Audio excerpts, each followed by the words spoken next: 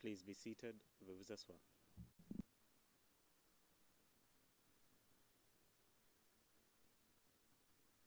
Good morning. Le président, bonjour. Donc nous nous retrouvons après un certain laps de temps. Et donc maintenant nous reprenons les audiences. Et nous allons entendre un témoin aujourd'hui. Nous allons entendre ce témoin par vidéoconférence. Donc avant de commencer, j'ai deux choses à dire. Je ne sais pas si vous l'avez vu.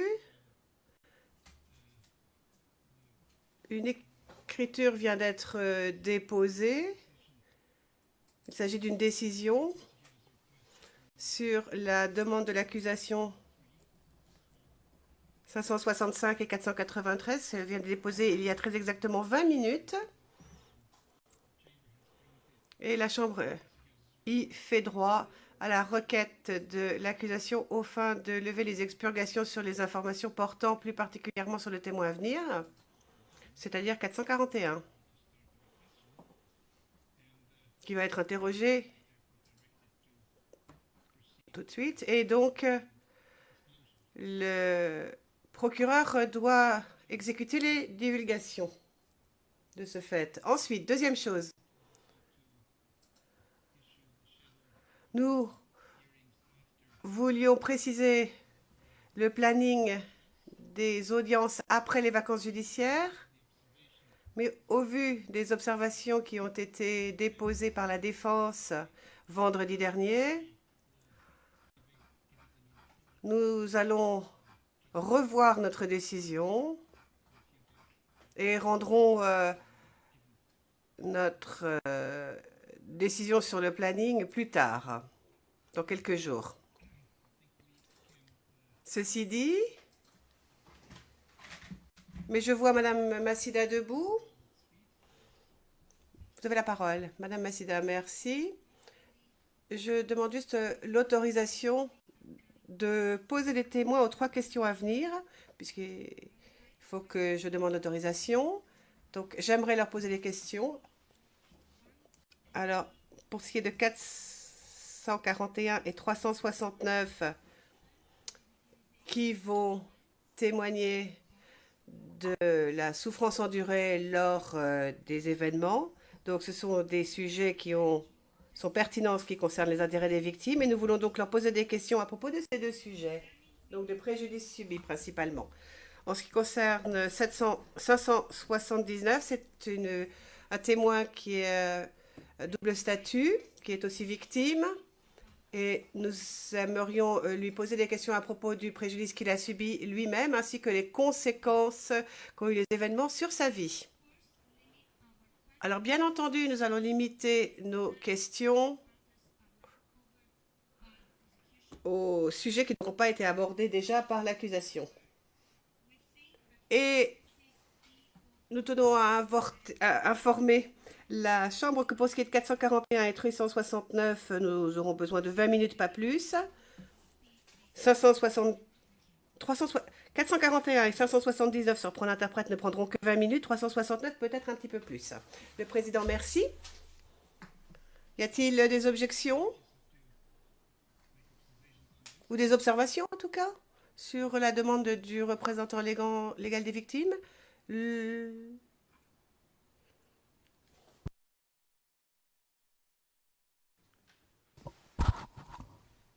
Please, Maître Altit, allez-y.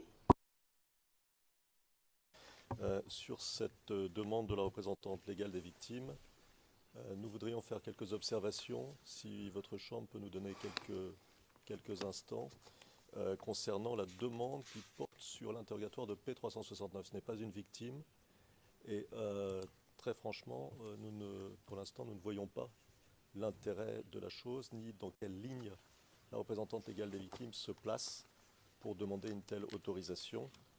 P369 est loin d'être une victime et son témoignage, comme vous le savez, ne peut apporter aucun éclairage en ce qui concerne la démarche de la représentante légale des victimes. Si votre Chambre nous autorise à répondre dans un moment, nous déposerons à ce moment-là des objections probablement.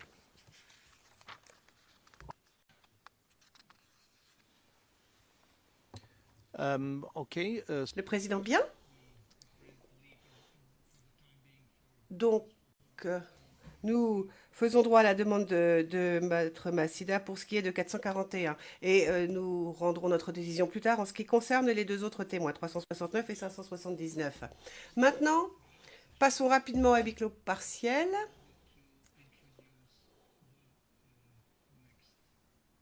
Afin de présenter le prochain témoin. Vous avez la parole, Monsieur MacDonald, brièvement. La décision vient de tomber. Nous venons d'en prendre connaissance. Et je tiens à informer les parties et les représentants légaux des victimes que pour ce qui est du témoin à venir, la demande, sa demande de participation, donc sous forme moins expurgée, vient d'être envoyée par courriel aux parties adverses. Le président, eh bien, je vous en remercie. Donc, comme je l'ai dit, nous allons maintenant passer à huis clos partiel pour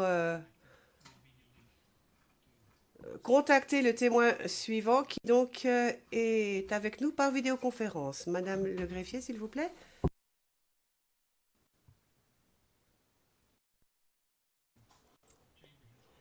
Et la Chambre y fait droit à la requête de l'accusation aux fins de lever les expurgations sur les informations portant plus particulièrement sur le témoin à venir, c'est-à-dire 441,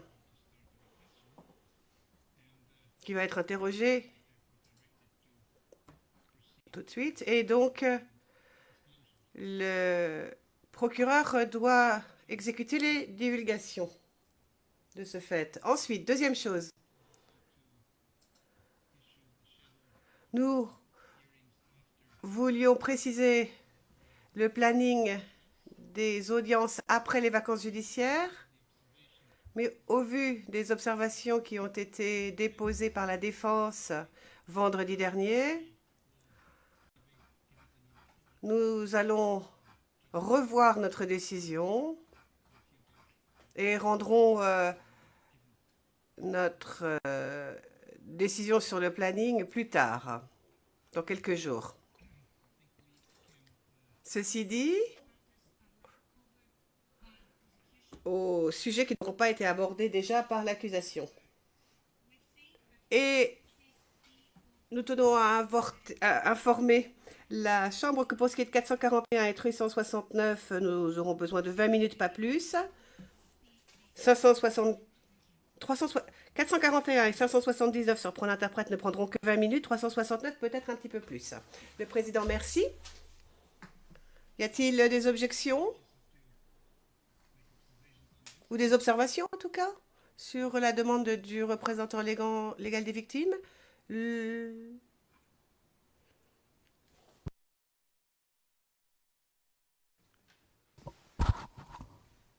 please, Mr. Maître Altit, allez-y. Sur cette demande de la représentante légale des victimes, nous voudrions faire quelques observations, si votre Chambre peut nous donner quelques instants, concernant la demande qui porte sur l'interrogatoire de P369. Ce n'est pas une victime et très franchement, pour l'instant, nous ne voyons pas l'intérêt de la chose, ni dans quelle ligne la représentante légale des victimes se place pour demander une telle autorisation. P369 est loin d'être une victime et son témoignage, comme vous le savez, ne peut apporter aucun éclairage en ce qui concerne la démarche de la représentante légale des victimes. Si votre Chambre nous autorise à répondre dans un moment, nous déposerons à ce moment-là des objections probablement.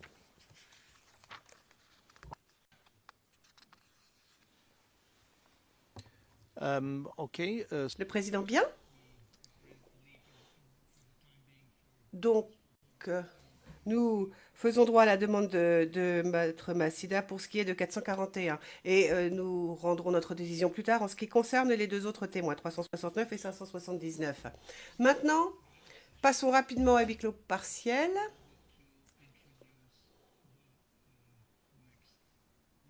afin de... Mais je vois Madame Massida debout. Vous avez la parole. Madame Massida, merci.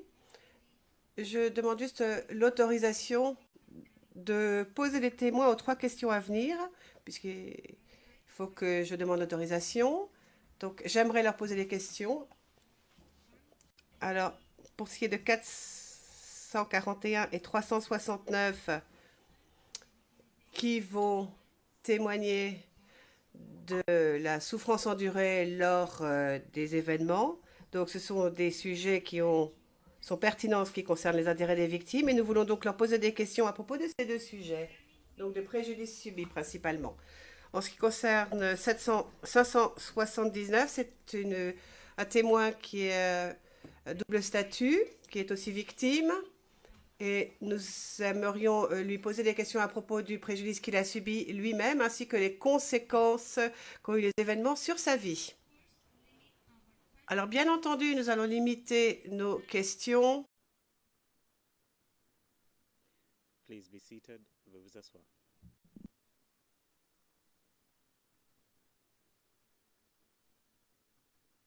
Good morning. Le président, bonjour. Donc, nous nous retrouvons après un certain laps de temps. Et donc maintenant, nous reprenons les audiences. Et nous allons entendre un témoin aujourd'hui. Nous allons entendre ce témoin par vidéoconférence. Donc, avant de commencer, j'ai 2 choses à dire.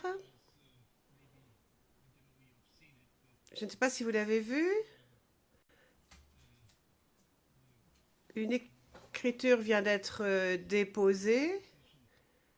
Il s'agit d'une décision sur la demande de l'accusation